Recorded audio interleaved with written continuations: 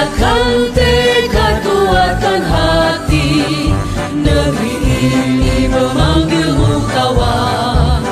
Belajar, bergerak, berbagi untuk negeri, guru penggerak majukan pendidikan. Guru penggerak menghamba pada murid, kreatif rancang pembelajaran. Hargai potensi, tingkatkan prestasi, lahirkan profil pelajar Pancasila. Belajar, bergerak, berbagi untuk negeri, kita menjalin kolaborasi. Belajar, bergerak, berbagi untuk negeri, demi bakti pada Ibu Pertiwi.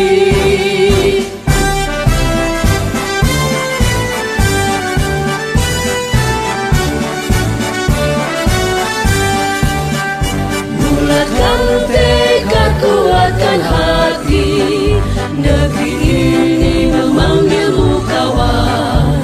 Belajar, bergerak, berbagi untuk negeri, guru penggerak majukan pendidikan. Guru penggerak menghamba pada murid, kreatif rancang pembelajaran. Hargai potensi, tingkatkan prestasi, lahirkan profil. Bismillahirrahmanirrahim. Bapak Ibu, pantun terlebih dahulu nggih. Oke. Pagi hari memetik tomat. Memetik tomat di kebun paman. Ucapkan salam hormat untuk hadirin sekalian yang terhormat. Assalamualaikum warahmatullahi wabarakatuh. Alhamdulillahirabbil alamin wa bihi nasta'inu wa ala umuri dunya waddin. La haula wala quwata illa billahil aliyil azim. Kepada yang terhormat Bapak Kepala Sekolah SMA Negeri 1 Nusa Ungu, Bapak Dr. Andes Kasirin MM, kepada Bapak Ibu peserta diseminasi yang berbahagia, alhamdulillahirabbil alamin, kita panjatkan puja dan puji syukur kehadirat Allah Subhanahu wa taala yang telah memberikan beberapa kenikmatan pada pagi hari ini, terutama nikmat sehat dan nikmat sempat, sehingga kita bisa berkumpul di sini dalam acara diseminasi penyebaran budaya positif di sekolah dalam rangka pemenuhan tugas calon guru penggerak angkatan 10 yang sedang saya laksanakan. Bapak Ibu yang berbahagia, untuk memulai acara pada pagi hari ini supaya acara ini membawa manfaat dan berjalan lancar, alangkah baiknya kita buka dulu dengan membaca bacaan basmalah terlebih dahulu. Monggo Bapak Ibu. Bismillahirrahmanirrahim. Terima kasih Bapak Ibu. Untuk acara selanjutnya yaitu sambutan dari Bapak Kepala Sekolah, yaitu Bapak Dr. Andes Kasirin MM. Assalamualaikum warahmatullahi wabarakatuh. Waalaikumsalam warahmatullahi wabarakatuh. Yang saya hormati Bu Andik dan Bu Sutarti selaku calon guru penggerak angkatan ke-10 dari SMP Negeri 1 Nusa Ungu yang pada saat ini akan melakukan kegiatan untuk pemenuhan tugas yang berupa diseminasi praktek baik atau positif, tindakan positif yang nantinya bisa untuk diterapkan oleh kita semua, Bapak Ibu semua. Dalam hal ini memang untuk guru penggerak nanti itu disiapkan di samping kepemimpinan pembelajaran, juga nanti disiapkan untuk manajemen kepemimpinan, karena sertifikat guru penggerak nanti sebagai salah satu persyaratan untuk menjadi CKS, calon kepala sekolah. Dalam hal ini nanti pendaftarannya online, pendaftarannya online untuk CKS-nya, dan hari ini Bu Sutarti dan Bu Andik akan menyampaikan kepada Bapak Ibu untuk manajemen pengelolaan kelas, ya, dan untuk penularan praktek-praktek baik, ya, praktek-praktek baik yang bisa untuk bekal Bapak Ibu guru yang lain, juga bisa untuk membekali anak-anak kita agar setelah banyak guru penggerak di sekolah, anak-anak akan mengalami perubahan menjadi dengan perilaku yang positif, lebih banyak yang positif dan berpikir kritis serta tidak meninggalkan kepribadian dan sosialnya, ya, sosialnya, karena dari kurikulum Merdeka yang nantinya menjadi kurikulum nasional itu memang dikemas agar anak-anak bisa kreatif, mandiri, disiplin, dan mampu bersosialisasi serta beradaptasi dengan keadaan zaman dan perkembangan zaman yang terutama dalam digitalisasi, dalam internet, dan dunia maya ini tidak bisa dibatasi, sehingga anak-anak biar bisa memanfaatkan perkembangan teknologi tanpa dampak negatifnya yang terlalu diserap, yang terlalu diserap. Nah, ini tugas kita sebagai guru di era yang saat ini, yang tidak harus melarang, ya, tidak harus melarang anak-anak memanfaatkan teknologi, terutama yang berinternetisasi, ya, dan tidak bisa melarang-larang anak-anak untuk tidak bersentuhan dengan HP. Namun penggunaan HP-nya nanti yang lebih positif. Maka Bu Andik dan Bu Tarti ini karena tugas, di samping tugas CGP, juga belajar bersama, belajar bersama dengan Bapak Ibu semua untuk penerapan hal-hal yang positif di sekolah kita. Mudah-mudahan membawa dampak yang baik untuk perubahan SMP Negeri 1 Nusa Wungu ke depan. Selamat Bu Sutarti dan Bu Andik yang sebentar lagi jadi guru penggerak, sehingga menambah jumlah guru penggerak di SMP Negeri 1 Nusa Wungu. Monggo untuk diikuti dan untuk dilaksanakan bersama-sama, dan nanti berkomitmen bersama untuk perubahan ke depan, untuk menggerakkan anak-anak dan bersama-sama bergerak dengan guru-guru yang lain, baik guru tentunya di sini dan tenaga kependidikan. Saya kira itu, monggo untuk segera dilaksanakan, dan nanti ada komitmen bersama antara CGP dengan Bapak Ibu yang lain. Terima kasih. Mohon maaf jika ada tutur kata yang kurang berkenan. Saya akhiri. Assalamualaikum warahmatullahi wabarakatuh. Bapak Ibu, terima kasih. Itu tadi sambutan dari Bapak Kepala Sekolah. Terima kasih Bapak atas dukungannya. Bapak Ibu, untuk acara selanjutnya yaitu pemaparan tentang budaya positif. Baiklah, kita mulai. Diseminasi budaya positif. Apa tujuan pendidikan? Tujuan pendidikan menurut Ki Hajar Dewantara yaitu menuntun segala kodrat yang ada pada anak-anak agar mereka dapat mencapai keselamatan dan kebahagiaan yang setinggi-tingginya, baik sebagai manusia maupun sebagai anggota masyarakat. Ki Hajar Dewantara juga mengibaratkan peran pendidik seperti seorang petani atau tukang kebun. Kemudian anak-anak itu diibaratkan seperti biji tumbuhan yang disemai dan sekolah itu adalah sebagai lahan pertaniannya. Untuk mewujudkan semua itu, maka perlu adanya penerapan budaya positif yang ada di sekolah. Oke Bapak Ibu, sebelum kita lanjutkan, saya punya pertanyaan Bapak Ibu. Apakah Bapak Ibu setuju jika, coba nomor 1, pemberian hukuman itu dapat mendisiplinkan siswa? Setuju apa tidak Bapak Ibu? Tidak. Tidak, oke. Yang lain? Yang lain setuju apa tidak? Tidak, oke. Kita simpan jawabannya ya. Yang kedua, pemberian hadiah dapat meningkatkan prestasi siswa. Setuju apa tidak Bapak Ibu?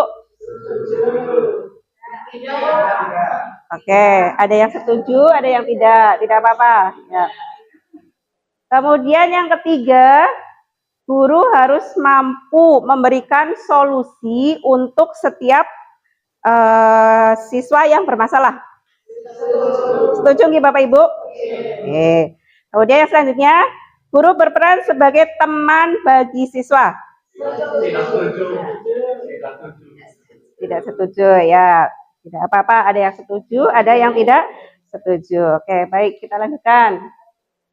Budaya positif di sekolah. Apa sih itu budaya positif?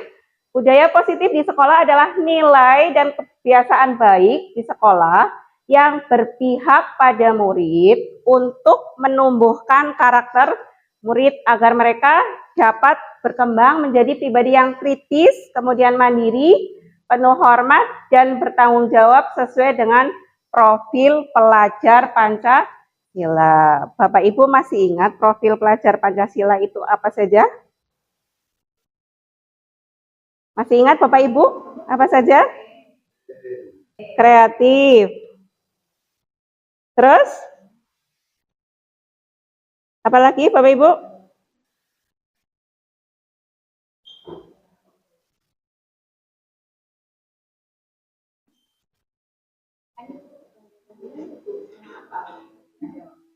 Nih ya Bapak Ibu, sekedar untuk mengingatkan.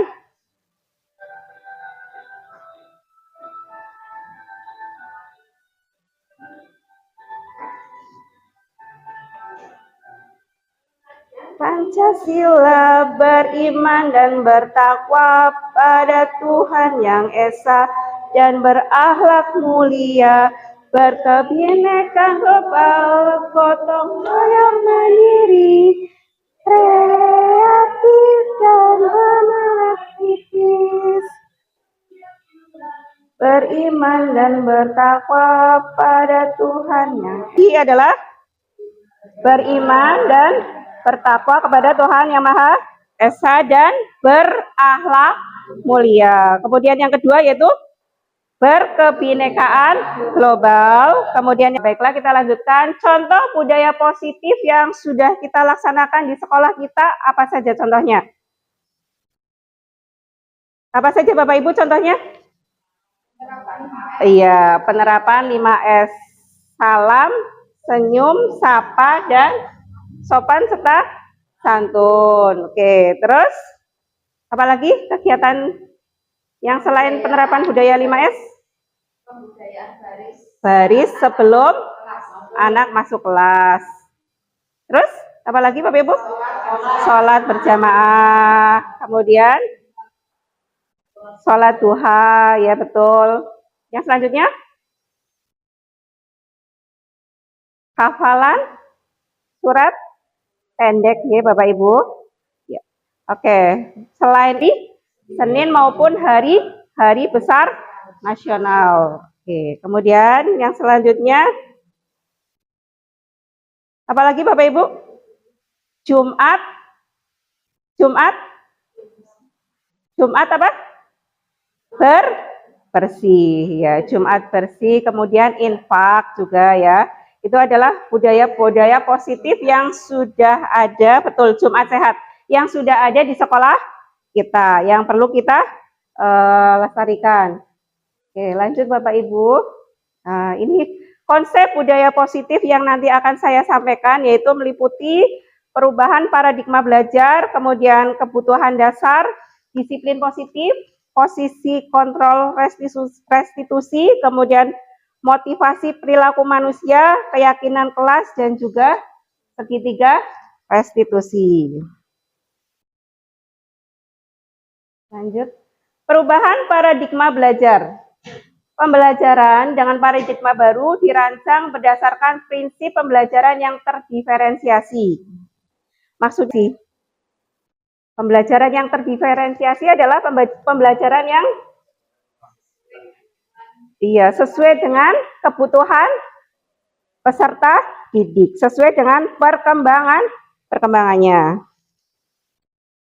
Ya, lanjut.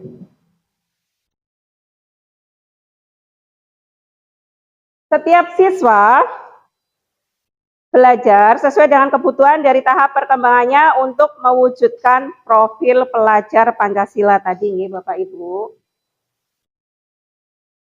Oke, saya lanjutkan. Untuk membangun budaya yang positif, sekolah perlu menyediakan lingkungan yang positif, aman, dan nyaman agar murid-murid mampu berpikir, kemudian bertindak, dan mencipta dengan merdeka, mandiri, dan bertanggung jawab. Disiplin itu sangat berkaitan dengan kontrol guru terhadap siswa.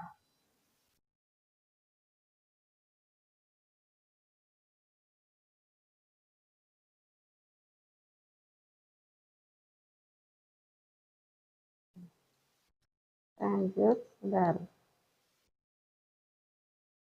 Nah, coba sekarang selanjutnya Bapak Ibu, ini. Coba sekarang Bapak Ibu bayangkan, Bapak Ibu itu menggenggam sesuatu itu adalah barang yang sangat berharga. Dan teman yang ada di samping Bapak Ibu itu mencoba untuk berusaha untuk supaya Bapak Ibu itu membukanya. Coba Bapak Ibu dipraktekkan dengan teman sampingnya. Ya, digenggam sesuatu yang sangat berharga, ya. Jadi nanti teman dari Bapak Ibu itu berusaha, ya, mungkin membujuk atau mungkin dengan rayuan kayak gitu. Bisa apa enggak? Coba. Ayo, coba dipraktekkan.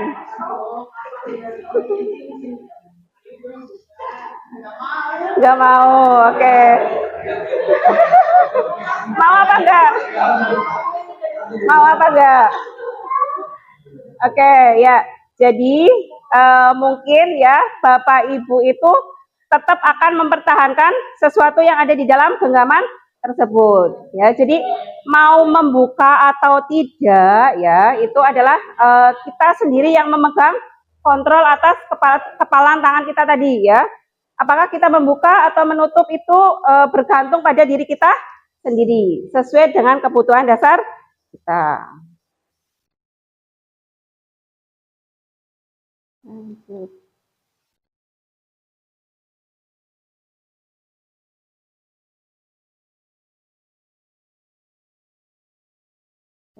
Selanjutnya. Nah, ini berdasarkan teori kontrol dari Dr. William Blazer, ya, ada 4 ilusi guru. Yang pertama yaitu ilusi guru mengontrol murid. Kemudian yang kedua, ilusi bahwa semua penguatan positif itu efektif dan bermanfaat.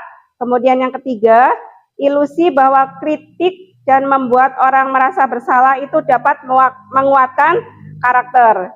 Yang keempat, ilusi bahwa orang dewasa itu memiliki hak untuk memaksa. Ini saya jelaskan satu persatu. Yaitu yang pertama tadi ilusi guru mengontrol murid.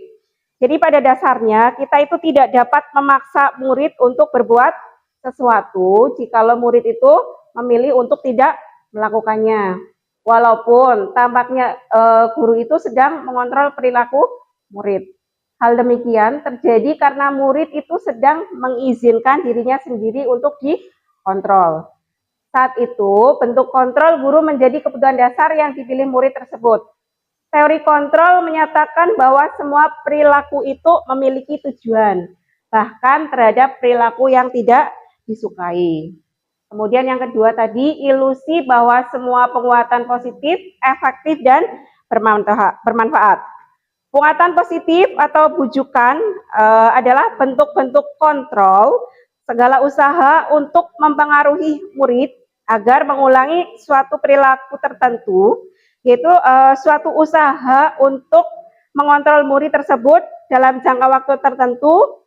Kemungkinan murid tersebut akan menyadari dan mencoba untuk menolak bujukan kita, atau bisa jadi murid tersebut menjadi tergantung kepada pendapat sang guru untuk berusaha. Kemudian yang selanjutnya, ilusi bahwa kritik dan membuat orang merasa bersalah itu dapat menguatkan karakter. Menggunakan kritik dan rasa bersalah untuk mengontrol murid menuju pada identitas gagal. Mereka belajar untuk merasa buruk tentang diri mereka. Mereka mengembangkan dialog diri yang negatif. Kadangkala sulit bagi guru untuk mengidentifikasi bahwa mereka sedang melakukan perilaku ini, karena seringkali guru cukup menggunakan suara halus untuk menyampaikan pesan negatif. Kemudian yang keempat, ilusi orang dewasa memiliki hak untuk memaksa. Banyak orang dewasa yang percaya bahwa mereka memiliki tanggung jawab untuk membuat murid-murid berbuat hal-hal tertentu. Apabila yang dilakukan dapat diterima, selama ada sebuah kemajuan berdasarkan sebuah pengukuran kinerja, pada saat itu pula orang dewasa akan menyadari bahwa perilaku memaksa tidak akan efektif untuk jangka waktu panjang dan sebuah hubungan permusuhan akan terbentuk. Selanjutnya Bapak Ibu, ini kita akan membahas tentang disiplin positif. Apa sih makna disiplin positif? Disiplin di sini itu biasanya berkaitan dengan sanksi atau hukuman. Kemudian kepatuhan dan juga tentang aturan atau tata tertib.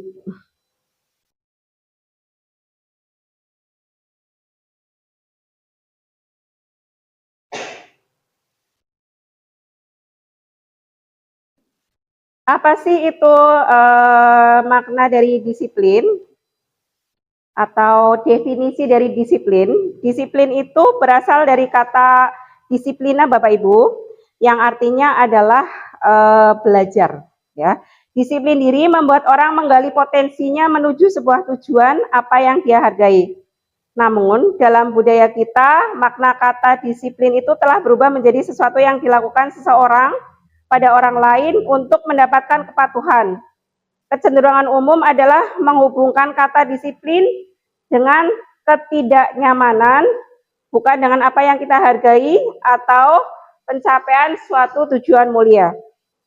Disiplin adalah kemampuan memerintah diri sendiri dalam mengontrol dan menguasai diri untuk memilih tindakan yang mengacu pada nilai-nilai yang kita hargai dengan penuh tanggung jawab tanpa terperintah oleh orang lain.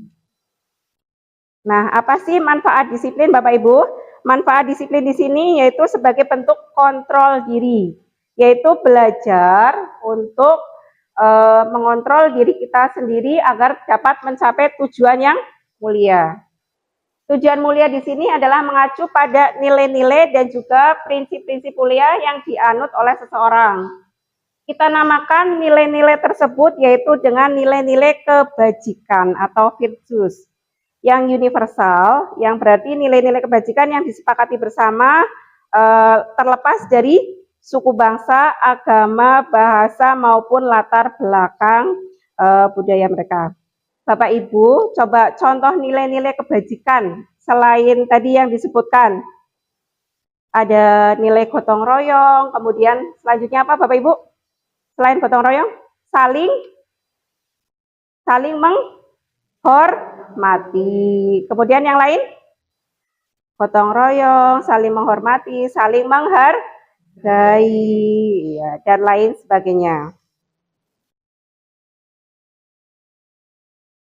Nah, maksud dari nilai-nilai yang kita hargai adalah nilai-nilai kebajikan atau sifat-sifat positif manusia yang merupakan tujuan mulia yang ingin dicapai oleh setiap individu. Nilai-nilai kebajikan yang ingin dicapai oleh setiap anak Indonesia kita kenal dengan tadi profil pelajar Pancasila. Yang ada berapa dimensi Bapak Ibu?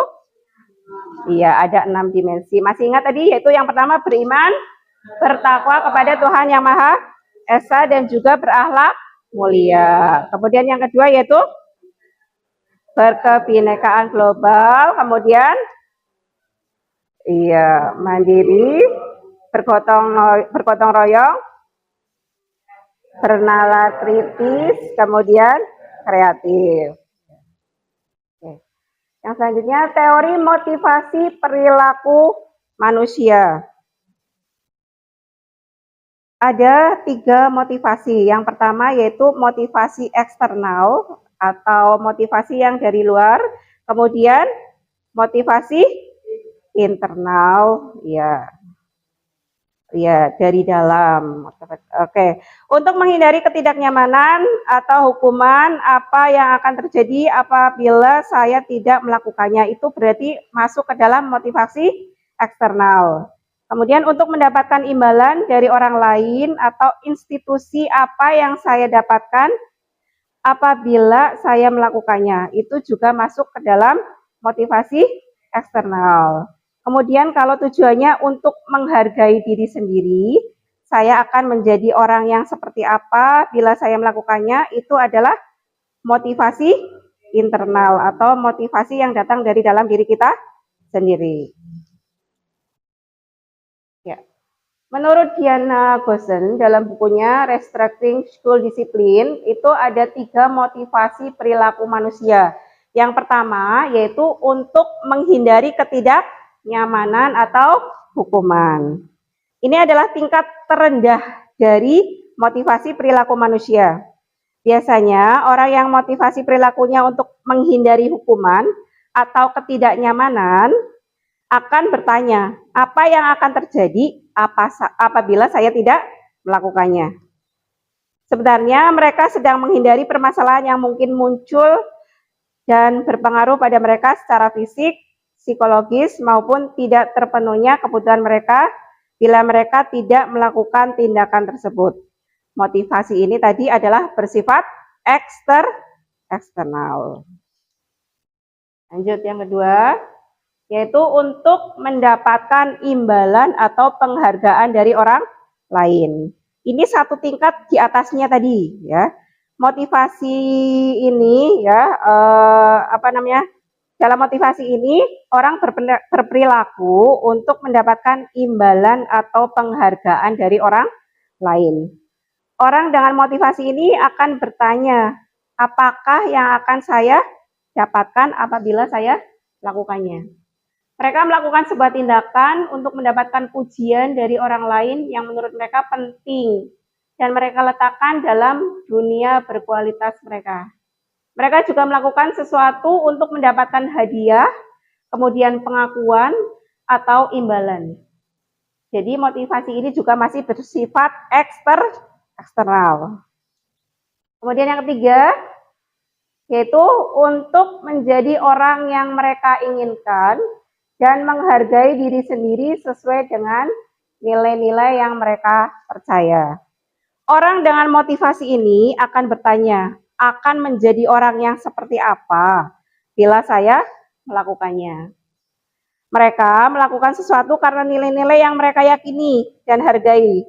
Dan mereka melakukannya karena mereka ingin menjadi orang yang melakukan nilai-nilai yang mereka yakini tersebut. Ini adalah merupakan motivasi yang akan membuat seseorang memiliki disiplin positif. Karena motivasi perilakunya bersifat internal, jadi bukan eksternal. Oke, yang selanjutnya Bapak Ibu yaitu tentang hukuman dan konsekuensi. Hukuman itu bersifat tidak terencana atau tiba-tiba. Anak atau murid tidak tahu apa yang akan terjadi dan tidak dilibatkan. Biasanya sepihak nih Bapak Ibu, hukuman itu biasanya idenya itu datang dari orang yang menghukum. Sepihak atau satu arah dari pihak guru biasanya.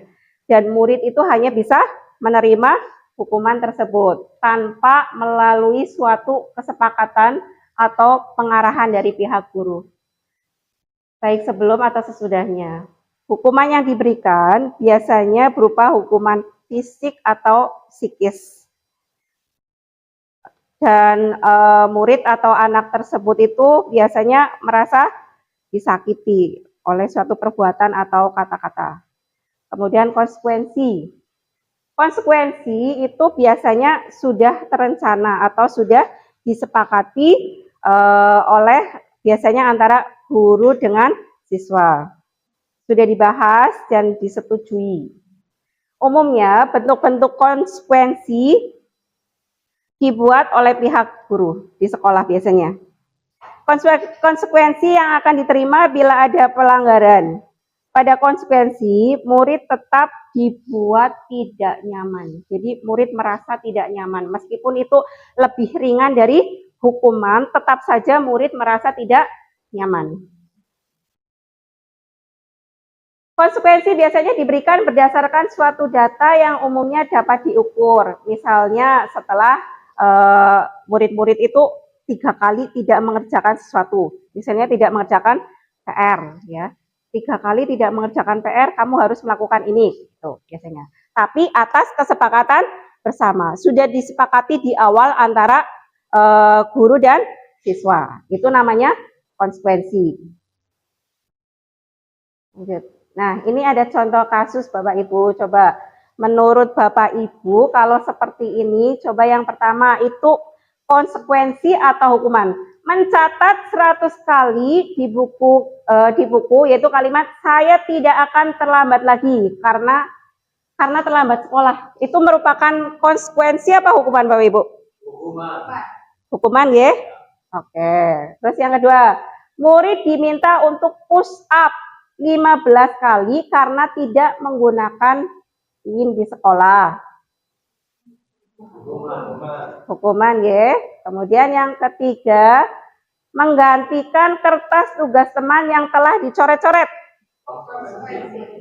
Oke, konsekuensi ya Bapak Ibu? Iya. Ya, lanjut. Membersihkan tumpahan air di meja tulis karena tersenggol pada saat belajar. Hukuman apa konsekuensi? Konsekuensi. Oke. Lanjut. Murid disuruh tidak mengenakan sepatu seharian di sekolah karena tidak mengenakan sepatu hitam. Hukuman apa konsekuensi? Hukuman. Oke. Yang terakhir coba sekarang. Lari keliling lapangan karena terlambat 10 menit saat pelajaran PJOK. Bagaimana menurut guru olahraga? Hukuman apa konsekuensi? Iya, oke. Iya, oke. Jadi ini karena pelajaran PJOK, iya. Berarti ini adalah merupakan konsekuensi. Iya, itu Bapak Ibu. Oke, lanjut. Ice breaking dulu, ya. Oke. Biar tidak bosan mendengarkan, sekarang ice breaking dulu ya Bapak Ibu. Ice breakingnya begini, yang mudah saja. Tepuk-tepuk saja nih Bapak Ibu. Ya, namanya tepuk pagi, siang, sore, malam. Kalau tepuk pagi berarti tepuknya sekali. Kalau tepuk siang berarti 2 kali. Kalau tepuk sore berarti 3 kali. Tepuk malam berapa Bapak Ibu? Tidak Bapak Ibu. Tepuk malam cukup setengah aja. Soalnya malam-malam biar tidak bunyi bobo terus, tidak mengganggu orang lain. Oke, coba kita praktekkan. Tepuk pagi, tepuk siang, tepuk malam, tepuk siang malam,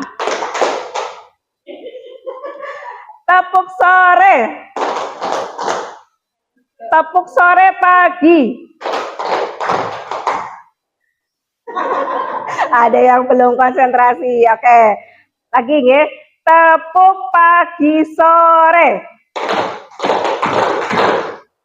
Tepuk malam siang. Oke, Bapak Ibu sudah konsentrasi semuanya. Kita lanjut. Ya, selanjutnya dihukum oleh penghargaan. Menurut Alfie Kohn dalam bukunya Rewards, yaitu tahun 1993, penghargaan itu tidak efektif, Bapak Ibu. Ya. Suatu penghargaan adalah suatu benda atau peristiwa yang diinginkan, yang dibuat dengan persyaratan. Hanya jika Anda melakukan hal ini, maka Anda akan mendapatkan penghargaan yang diinginkan. Jika saya mengharapkan suatu penghargaan dan tidak mendapatkannya, maka akan kecewa, nggih Bapak Ibu. Sudah ngarep-ngarep tapi tidak mendapatkan. Dan berkecil hati tentunya. Serta kemungkinan lain, saya tidak akan berusaha sekeras sebelumnya. Jadi nanti kalau ada momen selanjutnya itu, lah aku orang mendapat penghargaan, enggak lah kayak gitu. Ya, kemudian yang kedua, dihukum oleh penghargaan yang kedua yaitu penghargaan merusak hubungan. Ketika seseorang diberi penghargaan atau dipuji di depan orang banyak, maka yang lain akan merasa iri. Dan sebagian dari mereka akan tidak menyukai orang yang diberikan penghargaan tersebut. Jika seseorang guru sering memberikan penghargaan kepada murid-muridnya, besar kemungkinan murid-muridnya termotivasi hanya untuk menyenangkan gurunya. Mereka tidak akan bersikap jujur kepada guru tersebut. Penghargaan menciptakan persaingan di dalam kelas dan persaingan itu menciptakan kecemasan. Lanjut Bapak Ibu. Nah, ini ada contoh riset ya. Dalam sebuah percobaan, sekelompok anak laki-laki berusia sekitar 9 tahun diminta untuk melihat gambar-gambar wajah yang ditampilkan di layar. Dan mereka harus memberitahukan jika wajah-wajah tersebut sama atau berbeda. Gambar-gambar tersebut hampir sama. Beberapa dari mereka diberi penghargaan, yaitu dalam bentuk uang. Pada saat mereka memberikan jawaban benar, sementara sebagian yang lain tidak, hasilnya anak laki-laki yang dibayar itu merasa membuat lebih banyak kesalahan. Yang selanjutnya, penghargaan menurunkan kualitas. Pengamatan yang dilakukan pada sekelompok mahasiswa atau mahasiswi yang sedang kerja praktek di sebuah surat kabar universitas. Saat itu mereka sedang belajar menuliskan sebuah artikel tentang sebuah judul berita utama.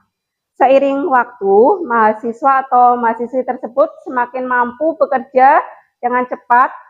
Kemudian ada beberapa mahasiswa atau mahasiswi yang dibayar untuk setiap judul berita utama yang mereka mampu hasilkan. Dan setelah beberapa lama, mahasiswa atau mahasiswa ini yang dibayar hasil kinerjanya itu berhenti berkembang. Jadi mereka tidak menerima bayaran, terus berupaya untuk mengasah diri menjadi lebih baik. Oke, yang selanjutnya penghargaan mematikan kreativitas. Murid-murid diminta berpikir mengenai hadiah atau penghargaan yang bisa mereka dapatkan bila berhasil menulis sebuah puisi. Kreativitas kelompok murid-murid ini menjadi berkurang dibandingkan dengan yang tidak diberitahukan tentang hadiah yang bisa mereka terima. Penelitian menunjukkan bahwa pekerja seni atau sebuah penulisan cerita menjadi kurang kreatif bila dijanjikan sebuah hadiah atau penghargaan.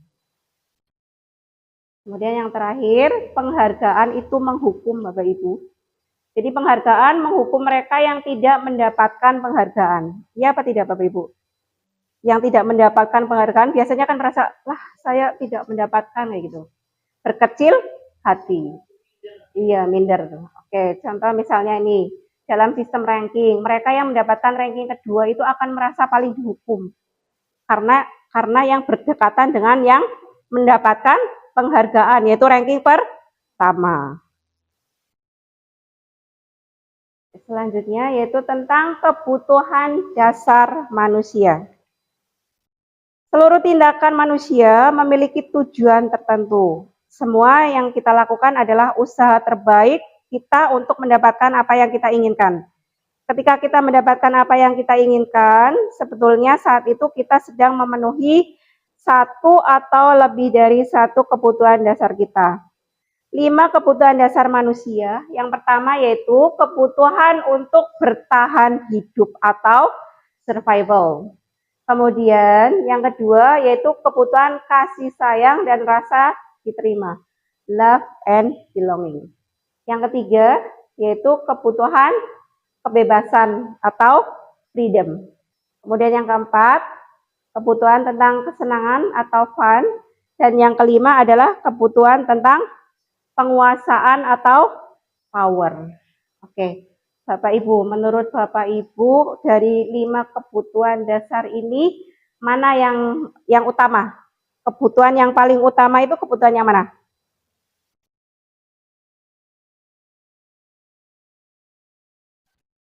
Nomor 1 kah atau nomor 2?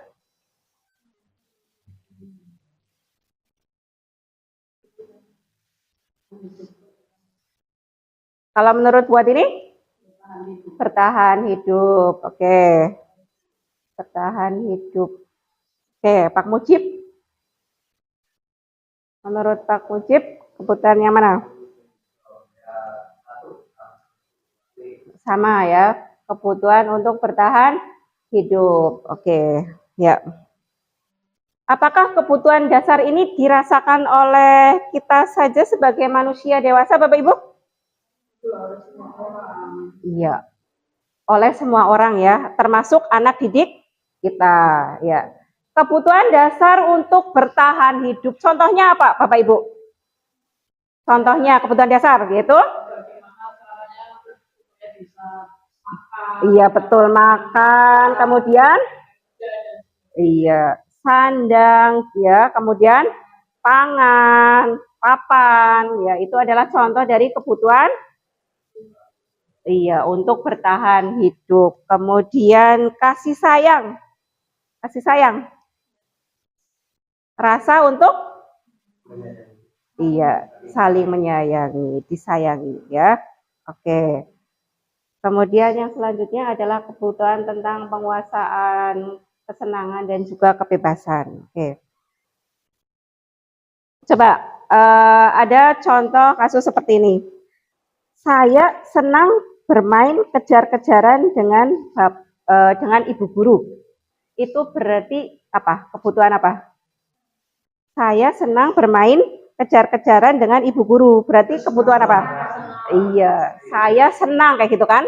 Kata kuncinya di situ. Itu adalah merupakan contoh kebutuhan kesenangan. Saya bosan belajar di dalam kelas. Berarti kebutuhan apa, Bapak Ibu? Betul, kebutuhan tentang kebebasan. Ya, oke, lanjut. Kebutuhan bertahan hidup atau survival tadi adalah kebutuhan yang bersifat fisiologis untuk bertahan hidup. Misalnya tadi kesehatan, kemudian rumah tadi yang sudah disebutkan ya, sandang, papan dan lain sebagainya. Kebutuhan biologis sebagai bagian dari proses reproduksi juga termasuk ke dalam kebutuhan untuk tetap bertahan hidup. Ya. Komponen psikologis pada kebutuhan ini meliputi kebutuhan akan perasaan aman. Lanjut Bapak Ibu. Kebutuhan ini dan 3 kebutuhan berikutnya adalah kebutuhan psikologis. Kebutuhan rasa untuk diterima ini. Kebutuhan untuk disayangi dan diterima meliputi kebutuhan akan hubungan dan koneksi sosial, kebutuhan untuk memberi dan menerima kasih sayang, dan kebutuhan untuk merasa menjadi bagian dari suatu kelompok. Kebutuhan ini juga meliputi keinginan untuk tetap terhubung dengan orang lain, seperti teman, keluarga, kemudian pasangan hidup kita, Bapak Ibu, rekan kerja, binatang peliharaan, dan kelompok di mana kita tergabung. Anak-anak yang memiliki kebutuhan dasar kasih sayang dan rasa diterima yang tinggi biasanya ingin disukai dan diterima oleh lingkungannya. Mereka juga akrab dengan orang tuanya. Biasanya mereka belajar karena suka pada gurunya. Bagi mereka, teman sebaya itu sangatlah penting. Mereka juga biasanya suka bekerja dalam kelompok. Yang selanjutnya adalah penguasaan atau kebutuhan pengakuan atas kemampuan. Kebutuhan ini berhubungan dengan kekuatan untuk mencapai sesuatu, menjadi kompeten, menjadi terampil, diakui atas prestasi dan keterampilan kita, didengarkan dan juga memiliki rasa harga diri. Kebutuhan ini meliputi keinginan untuk dianggap berharga, bisa membuat perbedaan, bisa membuat pencapaian, kemudian kompeten, diakui, kemudian dihormati, ya. Ini meliputi self esteem dan keinginan untuk meninggalkan pengaruh. Anak-anak yang memiliki kebutuhan dasar akan penguasaan yang tinggi biasanya selalu ingin menjadi pemimpin, Bapak Ibu. Mereka juga suka mengamati sebelum mencoba hal baru dan merasa kecewa bila melakukan kesalahan. Mereka juga biasanya rapi dan sistematik dan selalu ingin mencapai yang terbaik. Oke. Selanjutnya yaitu kebutuhan tentang kebebasan, kebutuhan akan pilihan. Kebutuhan untuk bebas adalah kebutuhan akan kemandirian, otonomi, memiliki pilihan dan mampu mengendalikan arah hidup seseorang. Anak-anak dengan kebutuhan kebebasan yang tinggi menginginkan pilihan mereka. Jadi mereka perlu banyak bergerak, suka mencoba-coba, tidak terlalu terpengaruh orang lain dan senang mencoba hal-hal yang baru dan menarik. Kebutuhan akan kesenangan, kebutuhan untuk merasa senang. Kebutuhan akan kesenangan adalah kebutuhan untuk mencari kesenangan, kemudian bermain, dan tertawa. Bayangkan hidup kita tanpa kenikmatan apapun. Betapa menyedihkan, nggih Bapak Ibu. Menurut Glaser yang menghubungkan kebutuhan akan kesenangan dengan belajar, ini contohnya semua hewan dengan tingkat intelijensi tinggi, contohnya anjing, kemudian lumba-lumba, primata yang bermain. Saat mereka bermain, mereka mempelajari keterampilan hidup yang penting. Berbeda dengan manusia, ya. Anak-anak dengan kebutuhan dasar kesenangan yang tinggi biasanya ingin menikmati apa yang dilakukan. Mereka juga bisa berkonsentrasi tinggi saat mengerjakan hal yang disenangi. Mereka suka permainan dan suka mengoleksi barang, suka bergurau, suka melucu dan juga mengemaskan. Bahkan saat mereka bertingkah laku buruk, mereka masih terlihat lucu. Yang kelima yaitu selanjutnya Bapak Ibu, restitusi. Apa sih itu restitusi? Nah, ini sebentar.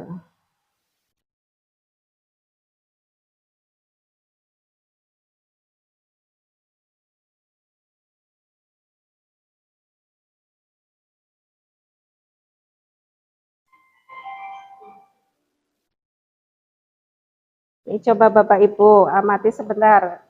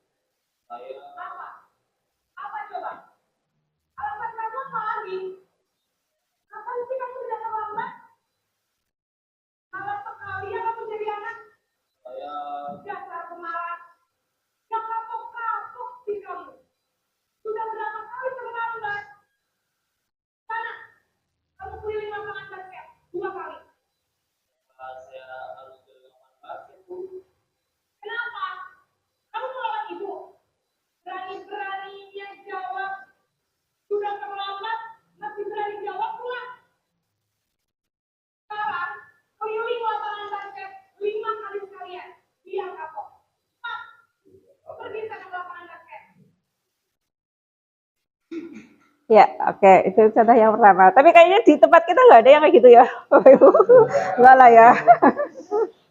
Oke, ini contoh yang kedua.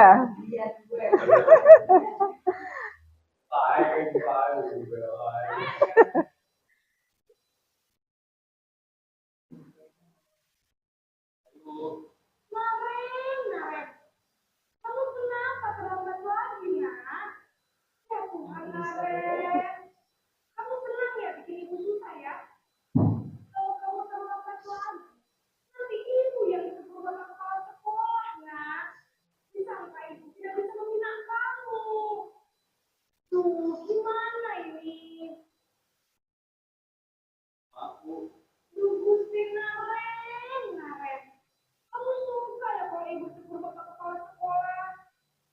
Terus sekarang ibu harus tulis apa ini di buku absen?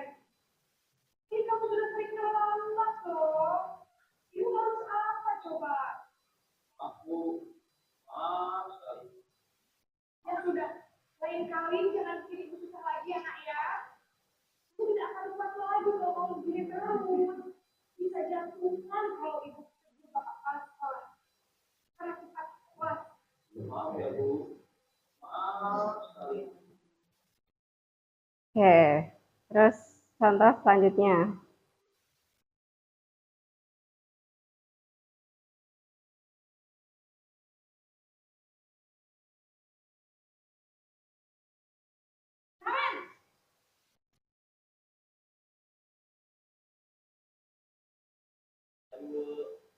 Wah, sudah jam berapa ini nak? Lambat lagi ya saya. Iya Bu. Habis ibu saya lupa bangunkan saya Bu. Kamu malah menyalahkan ibu kamu. Kamu bukannya anak yang lari yang paling kencang. Kok terlambat sih? Iya Bu. Saya memang selamat bangun tadi. Jadi biarpun saya lari kencang, tetap nggak kekejar Bu. Ya sudah kan. Nanti lain kali larinya lebih kencang lagi ya. Biar gak terlambat lagi. Bikin seneng ibu. Bikin ibu. Kan? Bisa lah Bu. Sudah sana keluar. Ibu beresin urusan absen kamu. Kamu ini ada-ada saja.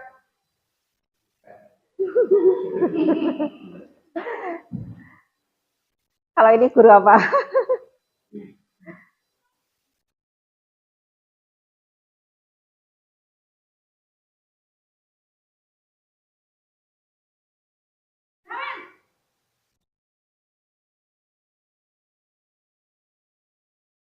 Bu. Kemarin, apa peraturan sekolah kita tentang jam berapa kita harus masuk sekolahnya? Terus sekolah jam 7 Bu. Iya betul. Sekarang sudah jam 7.20. Kalian sudah tahu konsekuensinya selamat hadir. Kamu, saya harus tinggal kelas, jam istirahat selama 20 menit. Ya benar. Konsekuensinya. Jadi nanti jam 11.30 pas istirahat, kamu harus tinggal di kelas. Siapkan tugas tambahan untuk ketinggalan kamu ya. Baik Bu.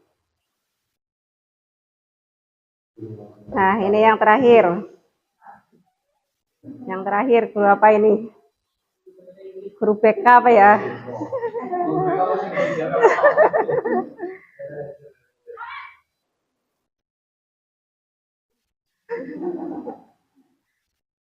Bu, Selamat pagi kalian. aku saya lambat. Ya, sekolah masuknya jam 7. Sekarang sudah jam 7.20. Jadi sekarang bagaimana ini? Aku selalu bersama saya selamat. Baiklah, menurut kamu, keyakinan sekolah yang mana ya? Saya diri sendiri dan orang lain mungkin ada. Jadi, apakah kalian meyakini dari sekali mengenai tersebut? Ya Bu, saya meyakininya.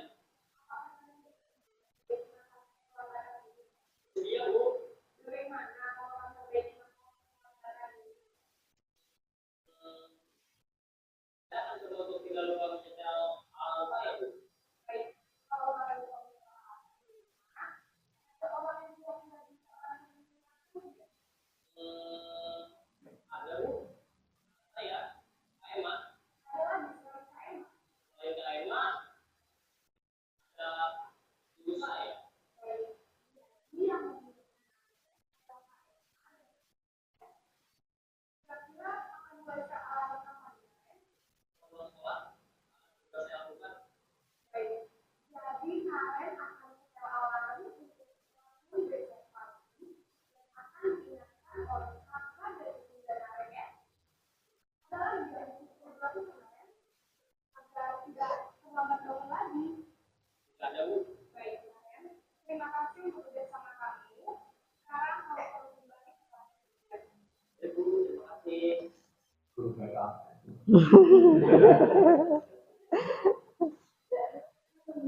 Eh, Ya, baik Bapak Ibu.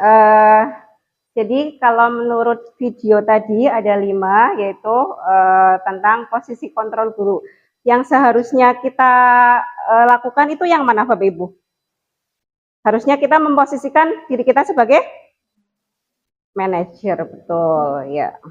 Oke, ya ini yang akan kita bahas, yaitu tentang restitusi. Apa sih itu restitusi? Restitusi adalah proses menciptakan kondisi bagi murid untuk memperbaiki kesalahan mereka, sehingga mereka bisa kembali pada kelompok mereka dengan karakter yang lebih kuat. Restitusi juga merupakan proses kolaboratif yang mengajarkan murid untuk mencari solusi untuk memecahkan masalah mereka dan membantu murid berpikir tentang orang seperti apa yang mereka ingin menjadi atau tujuan mulia dan bagaimana mereka harus memperlakukan orang lain. Itu pengertian restitusi. Kemudian yang selanjutnya yaitu tentang posisi kontrol. Menurut Diana Goosen, dalam bukunya yaitu Restitution Restructuring School Discipline, beliau mengatakan bahwa ada 5 posisi kontrol guru, yaitu yang pertama tadi sebagai penghukum, kemudian yang kedua pembuat merasa bersalah, kemudian sebagai teman, yang keempat sebagai pemantau, dan posisi yang paling sempurna adalah sebagai manajer, posisi yang nantinya akan diharapkan. Nah, kita bahas dari yang pertama, yaitu penghukum. Seorang penghukum menggunakan hukuman fisik maupun verbal, menyindir contohnya Bapak Ibu, menyindir, kemudian menghardik. Ya, guru-guru yang menerapkan posisi penghukum itu biasanya akan berkata, patuhi aturan saya, atau awas. Kemudian, kamu selalu saja salah, itu contohnya. Selalu, pasti selalu yang terakhir selesai. Terlambat lagi, pasti terlambat lagi. Selalu datang terlambat. Kapan kamu bisa datang tepat waktu? Itu contoh kata-kata yang biasanya dikatakan oleh posisi sebagai penghukum. Hasilnya, kemungkinan murid marah dan mendendam atau bersifat agresif. Bisa jadi sesudah kembali duduk, murid tersebut akan mencoret-coret bukunya atau meja tulisnya. Lebih buruk lagi, sepulang sekolah, murid melihat motor atau mobil bapak ibu guru dan akan menggores kendaraannya dengan paku. Kemudian yang kedua, yaitu pembuat merasa bersalah. Pada posisi ini biasanya guru akan bersuara lebih lembut dari tadi. Tidak sekeras yang tadi sebagai penghukum. Pembuat merasa bersalah akan menggunakan keheningan yang membuat orang lain merasa tidak nyaman, bersalah, atau rendah diri. Kata-kata yang biasanya dikatakan contohnya, ibu sangat kecewa sekali dengan kamu. Kemudian, berapa kali bapak harus memberitahu kamu? Gimana coba kalau orang tua kamu tahu kamu berbuat seperti ini? Atau misalnya contohnya, adik, kamu ini bagaimana ya? Kemudian hasilnya, murid akan merasa bersalah. Bersalah telah mengecewakan ibu atau bapak gurunya. Murid akan merasa menjadi orang yang gagal karena tidak sanggup membahagiakan orang lain. Kadangkala sikap seperti ini lebih berbahaya daripada yang tadi, sikap penghukum. Karena biasanya amarahnya itu disimpan dalam hati. Lanjut, posisi sebagai teman. Guru pada posisi ini tidak akan menyakiti murid, namun akan tetap berupaya mengontrol murid melalui persuasi. Posisi teman pada guru bisa negatif ataupun positif. Guru di posisi teman menggunakan hubungan baik dan humor untuk mempengaruhi seseorang. Biasanya sikapnya ramah, kemudian akrab dan juga suka bercanda. Yang akan mereka katakan biasanya seperti ini. Ayo, bantulah demi bapak atau demi ibu. Ayo ingat tidak bantuan bapak selama ini. Atau biasanya mengatakan, ya sudahlah kali ini tidak apa-apa, nanti ibu atau bapak bantu bereskan. Hasilnya dari posisi teman ini, biasanya murid akan merasa senang dan akrab dengan guru, termasuk dampak yang positif. Tapi ya di sini juga ada dampak negatifnya. Ya, dampak negatifnya gimana Bapak Ibu? Kalau kita dengan murid itu memposisikan sebagai teman, biasanya murid itu kurang menghargai terhadap gurunya. Ya, lanjut, yaitu posisi sebagai pemantau. Memantau berarti sama saja dengan mengawasi. Pada saat kita mengawasi, kita bertanggung jawab atas perilaku orang-orang yang sedang kita awasi. Posisi pemantau berdasarkan pada peraturan-peraturan dan konsekuensi. Seorang pemantau sangat mengandalkan perhitungan, catatan data yang dapat digunakan sebagai bukti atas perilaku seseorang. Pertanyaan yang biasanya diajukan contohnya adalah, peraturannya apa? Apa yang telah kamu lakukan? Atau biasanya juga dengan menggunakan sanksi atau konsekuensinya apa? Kemudian hasilnya dari posisi sebagai pemantau ini yaitu murid memahami konsekuensi yang harus dijalankan karena telah melanggar salah satu peraturan. Kemudian guru tidak menunjukkan suatu emosi yang berlebihan, menjadi marah atau membuat merasa berbuat salah. Nah, ini yang terakhir adalah posisi sebagai manajer. Manajer adalah posisi di mana guru berbuat sesuatu bersama dengan murid, mempersilahkan murid mempertanggungjawabkan perilakunya, mendukung murid agar dapat menemukan solusi atas permasalahannya. Tugas seorang manajer bukan untuk mengatur perilaku seseorang. Ya. Contoh perkataan yang biasanya dikatakan oleh manajer yaitu yang pertama, jika kamu meyakininya, apakah kamu bersedia untuk memperbaikinya? Kemudian yang kedua, jika kamu memperbaiki ini, hal ini menunjukkan apa tentang dirimu? Kemudian contoh selanjutnya, apakah rencana kamu untuk memperbaiki hal ini? Kemudian selanjutnya, baik, saya hargai usahamu untuk memperbaiki ini atau untuk memperbaiki diri. Pada posisi manajer, guru akan mengembalikan tanggung jawab pada murid untuk mencari jalan keluar permasalahannya, tentunya dengan bimbingan guru. Oke, ini tadi sudah contoh kasus Naren. Selanjutnya yaitu tentang keyakinan kelas. Keyakinan kelas merupakan kesepakatan kelas yang diyakini dan dibuat bersama oleh guru dan juga murid sebelum atau selama proses pembelajaran. Kesepakatan kelas berisi beberapa aturan untuk membantu guru dan murid bekerja bersama membentuk kegiatan belajar mengajar yang efektif. Kesepakatan kelas tidak hanya berisi harapan guru terhadap murid, tetapi juga harapan murid terhadap guru, serta harapan guru dan murid terhadap proses pembelajaran yang berlangsung.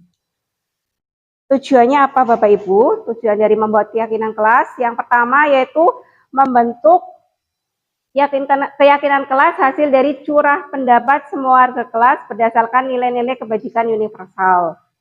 Kemudian yang kedua, menumbuhkan motivasi internal melalui penerapan disiplin positif. Yang ketiga, menumbuhkan semangat kerjasama dan tanggung jawab. Kemudian yang keempat, mewujudkan suasana kelas yang aman, nyaman untuk belajar. Nah, bagaimana caranya pembentukan keyakinan kelas Bapak Ibu? Keyakinan kelas ini bersifat lebih abstrak daripada peraturan yang lebih rinci dan konkret. Keyakinan kelas itu biasanya berupa pernyataan-pernyataan universal. Pernyataan keyakinan kelas itu senantiasa dibuat dalam kalimat positif. Contohnya bagaimana Bapak Ibu? Misalnya, datang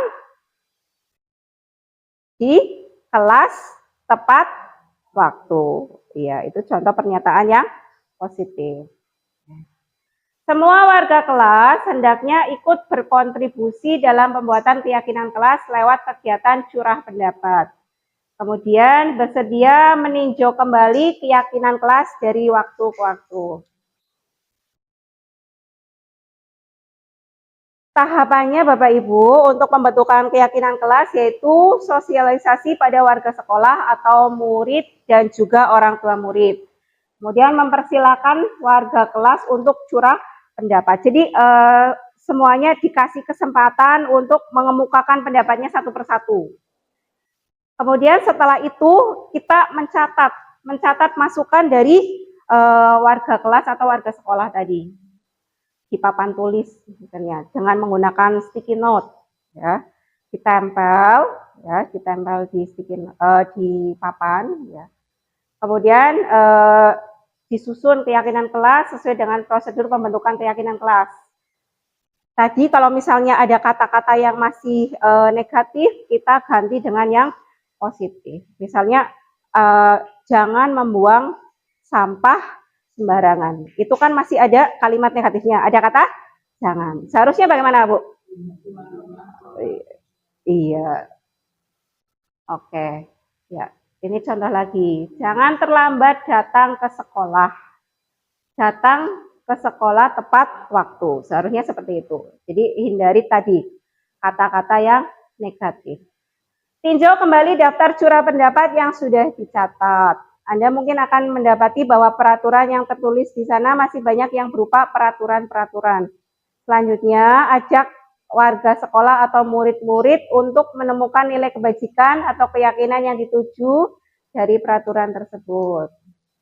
Kemudian setelah itu tinjau ulang keyakinan sekolah atau kelas secara bersama-sama ya, dengan siswa. Seharusnya setelah beberapa peraturan telah disatukan menjadi beberapa keyakinan, maka jumlah butir pernyataan keyakinan itu akan berkurang. Yang tadinya misalnya ada 32 anak, kemudian dibuat menjadi sekitar 5 ataupun maksimal ya 7 biar tidak kebanyakan. Kenapa Bapak Ibu? Karena biar anak-anak itu tidak susah untuk mengingatkannya. Setelah keyakinan sekolah atau kelas selesai dibuat, maka semua warga sekolah atau kelas tadi dipersilahkan untuk meninjau kembali, ditinjau ulang, sudah sesuai atau belum. Nah, setelah sesuai, mereka kemudian bersama dengan guru menyetujuinya. Termasuk langkah berikutnya adalah memberikan persetujuan dengan tanda tangan, Bapak Ibu. Nah, setelah ditandatangani, disetujui, keyakinan kelas ini bisa dipasang di dinding kelas yang mudah dilihat oleh seluruh warga kelas. Oke, lanjut. Nah, ini kemarin tahapan-tahapan pembentukan keyakinan kelas yang sudah saya lakukan di kelas 7A. Jadi dimulai dari yang pertama tadi, melakukan curah pendapat. Jadi ditanya satu persatu siswanya, ya. Kamu itu menginginkan kelas yang seperti apa? Kemudian mereka disuruh menuliskan di sticky note. Nah, setelah menuliskan di sticky note, kemudian mereka saya suruh untuk maju, ya, maju, menempelkan sticky note tersebut. Lah, setelah semuanya maju, kemudian kita pilah-pilah tadi. Jadi kalau misalnya masih ada yang pernyataan negatif, kita ganti dengan pernyataan positif, ya. Setelah itu disetujui. Yang terakhir adalah menanyakan keyakinan.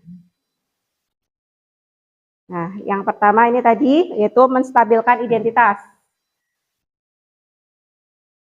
Bagian dasar dari segitiga ini bertujuan untuk mengubah identitas anak dan orang yang gagal karena melakukan kesalahan menjadi orang yang sukses.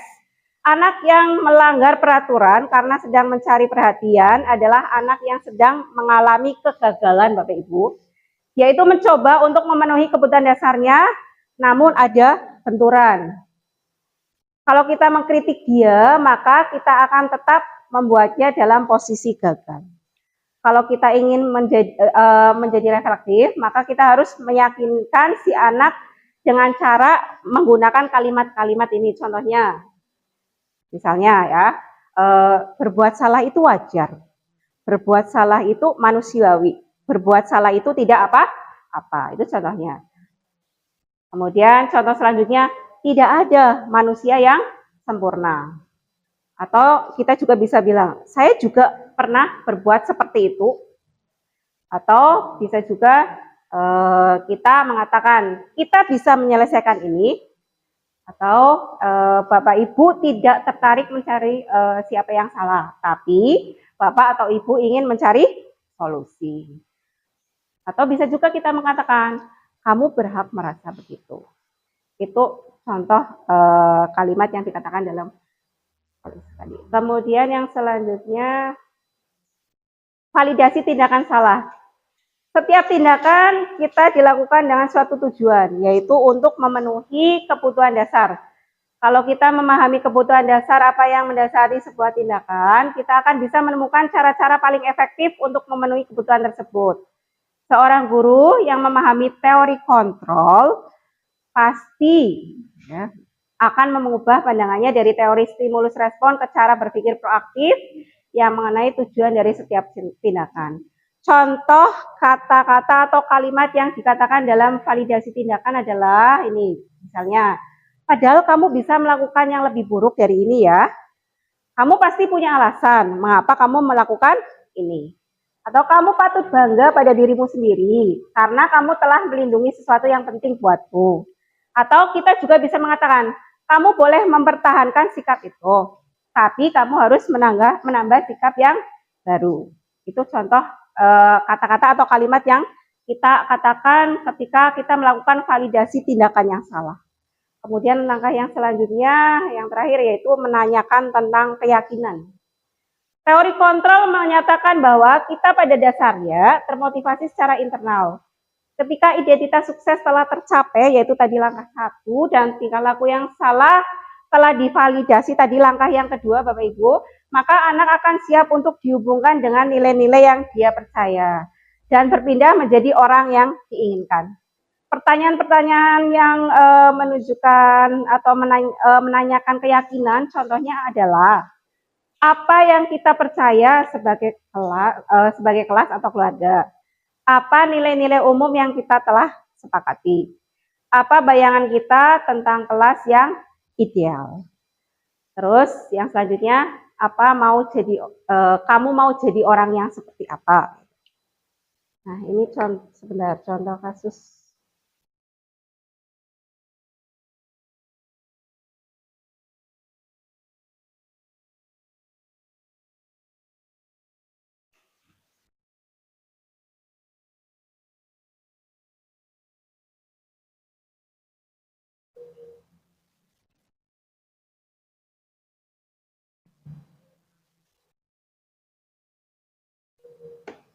Nah, ini contoh restitusi yang kemarin saya terapkan. Ini Hasna, Bapak Ibu. Suaranya tidak begitu keras ya.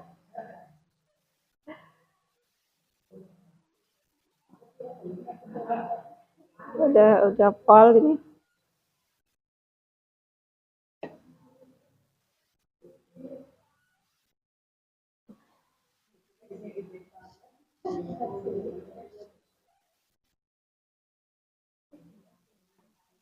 Suaranya kurang keras ya.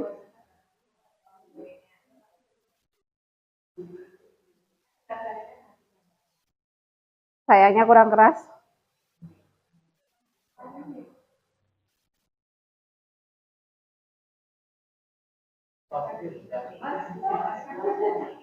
Hasna itu. Hasna itu kan sering tidak membawa buku pelajaran ketika di kelas.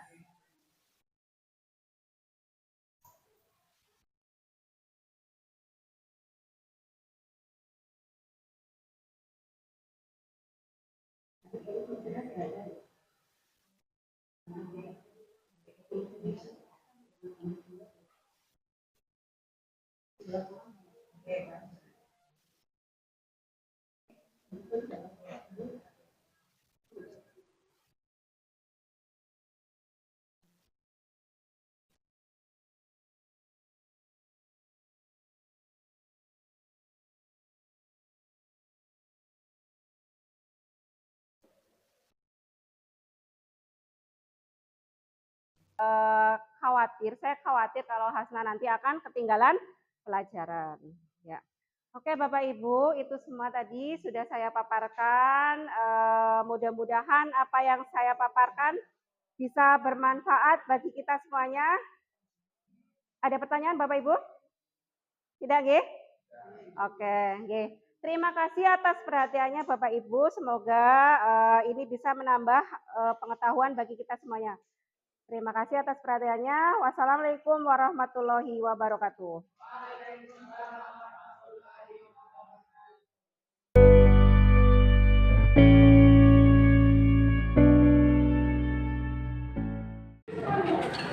Assalamualaikum warahmatullahi wabarakatuh.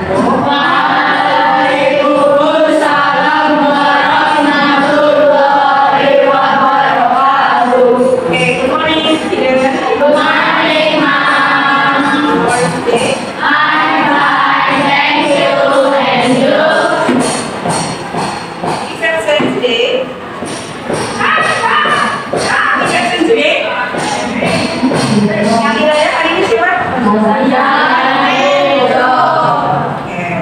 Okay, class. Before we start our lesson today, better for us to make our school agreement. School agreement. Apa artinya dalam bahasa Indonesia?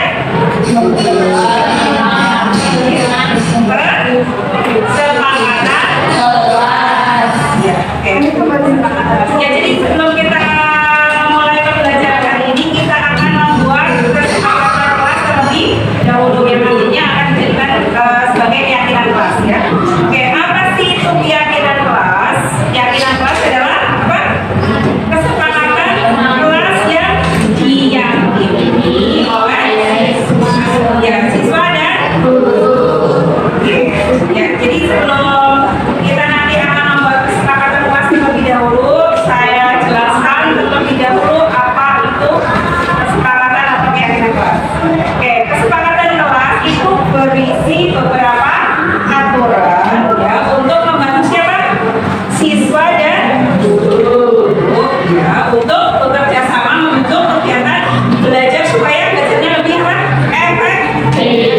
Oke, kesepakatan kelas itu tidak hanya berisi harapan guru tetapi juga harapan siswa. Iya, supaya proses pembelajarannya berjalan dengan lancar. Keyakinan kelas hendaknya tidak terlalu banyak sehingga mudah diingat dan dipahami oleh seluruh warga kelas. Keyakinan kelas sebaiknya sesuatu yang dapat diterapkan di lingkungan kelas. Semua warga kelas hendaknya ikut berkontribusi dalam pembuatan keyakinan kelas lewat kegiatan surat dapat ya. Nah, kampanye bagaimana? Yang pertama tadi sosialisasi. Jadi disosialisasikan dulu. Kemudian nanti setelah sosialisasi kalian untuk mencurahkan pendapat kalian sendiri. Kelas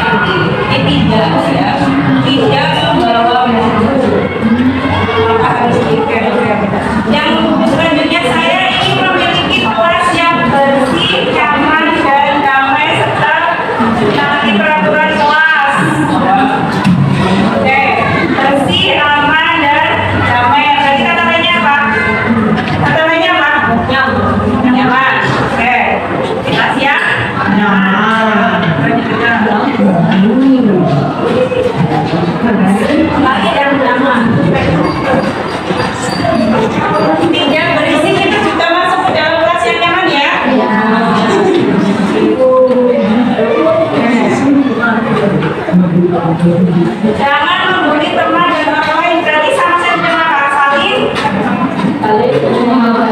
Iya, menghargai. Yo, menghargai. Ya, menghargai siapa? Sesama. Ada teman, ada guru, ada karyawan, itu namanya apa? Wadah. Oke, terus selanjutnya bersih, rapi, aman. Berarti masuk ke dalam Oke. Saya di kelas ini selalu hidup rukun dan damai. Sama ya, masuk ke kelas yang ini ya. Saya berharap teman-teman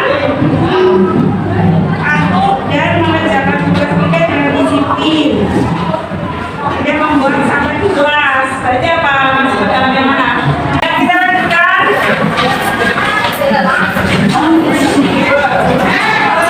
Selanjutnya,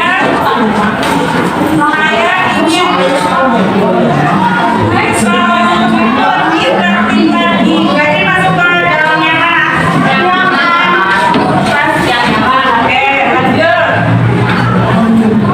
Saya ingin memiliki kelas yang rapi, bersih, teratur, dan tidak ada sampah. Berarti masuk mana? Oke. Saya berharap kelas ini lebih bersih. Ya. Kelas yang damai. Oke. Datang ke sekolah tepat waktu. Ya kan belum? Masuk ke dalam ini masuk apa? Oke.